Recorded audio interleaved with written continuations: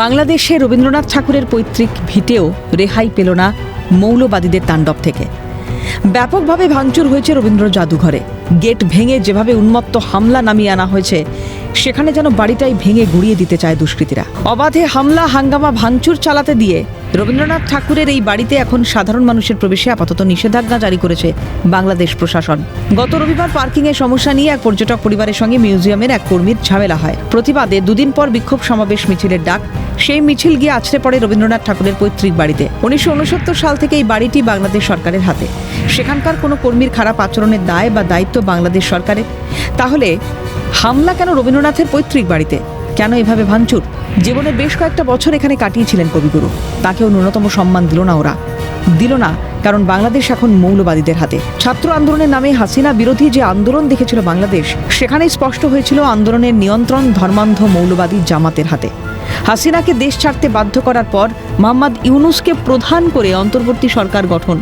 সেই সরকারের প্রতিটি পদক্ষেপেই স্পষ্ট ইউনূস ছদ্মধারী জামাত অথবা জামাতের হাতের পুতুল। তাই কি বিক্ষোভ মিছিলের কর্মসূচি থাকতেও রবীন্দ্র জাদুঘরে পুলিশ মোতায়েন করেনি ইউনূস সরকার?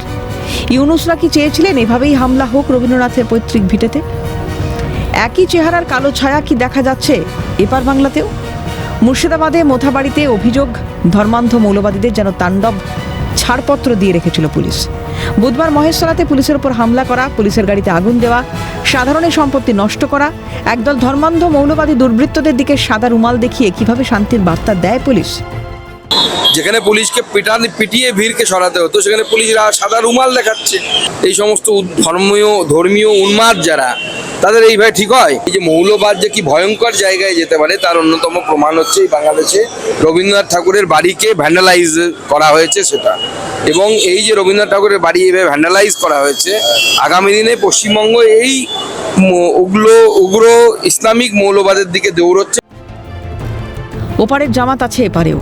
তাই দশকের পর দশক ধরে লাগাতার অনুপ্রবেশের অভিযোগ। বাংলাদেশের মৌলবাদী জঙ্গিদের আস্তানার খোঁজ মেলে এই বাংলায়। সীমান্তে কাঁটাতারের বেড়া বসাতে গেলে বাধা দেয় বাংলাদেশের সীমান্তরক্ষীরা। ওপারে জামাতের বাড়বাড়ন্তে বিপদ বাড়ছে এপারেও। বাংলাদেশের বিপদরা যখন হামলে পড়েছিল হাসিনার বাসভবনে, তখন যারা ভেবেছিলেন রাগ আদতে শেখ হাসিনার উপর, রবীন্দ্রনাথের পৈতৃক ভিটেতে হামলার পর কি ঘুম ভেঙেছে তাদের? বুঝতে কোনো বাধা নেই, আদতে ওরা ধর্মান্ধ মৌলবাদী, ভারত বিদ্বেষী। এপার বাংলাও কি ধীরে ধীরে সেই পথেই হাঁটছে? না হলে সামান্য একটা ঘটনায় কিভাবে এত বড় তাণ্ডব হলো মহেশতলায়? থানার অদূরে পুলিশের চোখের সামনে কিভাবে হয়েছে কোট আনকোট অবৈধ নির্মাণ? সকালের উত্তেজনা কিভাবে অগ্নিগর্ভ হয়ে ওঠে দুপুরে? কি করছিল পুলিশ? বাংলাদেশে রবীন্দ্রনাথের ভিটেতে অবাধ হামলার মতো মহেশতলাতেও কি পুলিশ অবাধে হতে দিয়েছে দুর্বৃত্ত তাণ্ডব? নাকি এই ঘটনার পেছনে আছে বড়সড় চক্রান্ত? সেই চক্রান্ত সামাল দিতে প্রথম দিকে পুলিশ খানিক দিশেহারা।